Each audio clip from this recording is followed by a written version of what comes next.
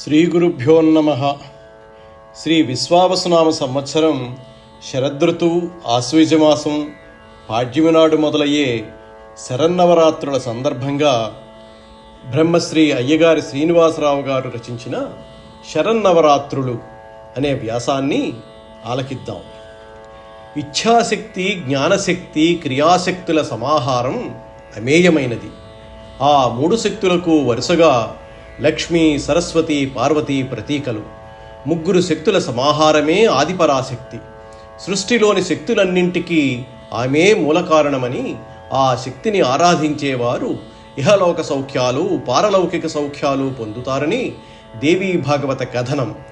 ఆ ఆరాధనకు నిర్దేశించినవి ఆశ్వయుజ శుద్ధ పాడ్యమి మొదలు నవమి వరకు గల 9 రోజులు. శరదృతువులో వచ్చే నవరాత్రులు కనుక శరన్నవరాత్రులని, దేవిని పూజించే రోజులు కాబట్టి దేవీ నవరాత్రులని పిలుస్తారు. పరాశక్తికి మరో పేరైన శారదను ఆరాధించే నవరాత్రులు కనుక వీటికి శారద నవరాత్రులు అనే పేరు కూడా ఉంది. దుష్టులైన రాక్షసులను సంహరించడానికి దేవి 9 అవతారాలు ధరించిందని, 9 రకాల అనుష్ఠానాలతో 9 రోజులు వ్రతం చేసిందని, ఆ వ్రతశక్తి వల్ల కలిగిన బలంతో 10వ రోజున రాక్షస సంహారం చేసిందని పురాణాలు చెబుతున్నాయి. తొలి రోజు పూజలందుకునే రూపం శైలపుత్రి, హైమవతి, పార్వతి అని నామాంతరాలున్నాయి. ఒక చేతిలో శూలం, మరో చేతిలో కమలం ధరించిన రూపం ఆమెది. కోరిన కోరికలు తీర్చే తల్లిగా ఈమెను ఆరాధిస్తారు. రెండో రూపం బ్రహ్మచారిణి. కుడి చేతిలో జపమాల, ఎడమ చేతిలో కమండలం, శ్వేత వస్త్రధారణ ఈమె రూపం. తపస్సు చేసినందువల్ల తపశ్చారిణి అనే నామాంతరము ఉంది. మూడో రూపం చంద్రఘంట, సింహవాహిని.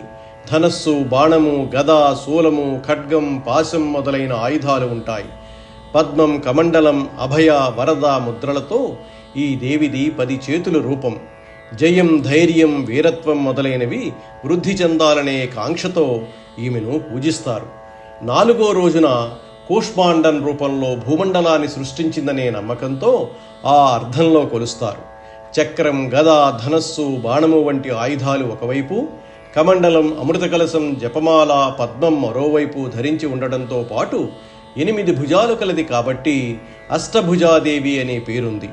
ఆయురారోగ్యాలు వృద్ధి చెందాలనే ఆకాంక్షతో ఈ రూపంలో దేవిని పూజిస్తారు.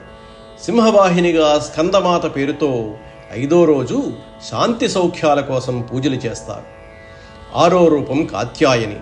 త్రిమూర్తుల తేజంతో మహిషాసురుణ్ణి సంహరించడానికి ధరించిన రూపంగా ప్రసిద్ధం. ముందుగా కాత్యాయనుడనే ముని ఈ రూపాన్ని పూజించడం వల్ల ఈ పేరు వచ్చిందని పురాణ కథనం. కష్టాలు, బాధలు తీరాలనే కోరికతో ఈ రూపంలో పూజిస్తారు. 7వ రూపం దుష్టులకు భయంకరి, శిష్టులకు అభయంకరి. 8వ రోజు రూపం మహాగౌరి. శ్వేతవర్ణం, శ్వేతవస్త్రధారిణి.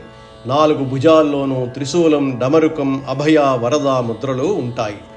9వ రోజు సిద్ధిదాత్రి రూపం. సర్వసిద్ధులను ప్రసాదించేది కాబట్టి ఈ పేరు. అమలాసిని చతుర్భుజాలతో ఉంటుంది. శంఖు, చక్ర, గద, పద్మధారిణి. పై 9 రూపాలకు నవదుర్గలు అనే పేరు. అలంకారం చేసే రూపాలను వేరే పేర్లతో పిలుస్తారు. వరుసగా మొదటి రోజు బాలత్రిపుర సుందరిగా, 2వ రోజు గాయత్రీదేవిగా, 3వ రోజు అన్నపూర్ణాదేవిగా, తరువాత కాత్యాయనీదేవిగా, తరువాత శ్రీ మహాలక్ష్మీదేవిగా, లలితా త్రిపుర సుందరిగా, శ్రీ మహాచండీదేవిగా, సరస్వతీదేవిగా, దుర్గాదేవిగా, నవమి నాడు మహిషాసురమర్దిని అలంకారాలతో పాటు దశమి నాడు రాజరాజేశ్వరిగా దేవిని అలంకరిస్తారు. నవరాత్రి ఉత్సవాలను దేశంలోని పలు ప్రాంతాల్లో పలు తరహాల్లో నిర్వహిస్తారు. బెంగాల్ రాష్ట్రంలో మైసూరు ప్రాంతంలో అత్యంత వైభవంగా ఉత్సవాలు చేస్తారు.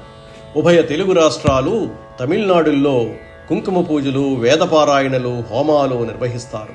మధ్యప్రదేశ్, ఛత్తీస్గఢ్, రాజస్థాను లాంటి రాష్ట్రాల్లో రాముడు లంకపై సాధించిన విజయానికి సూచనగా ఈ శరన్నవరాత్రులు జరుపుతారు. శుభం భూయాత్.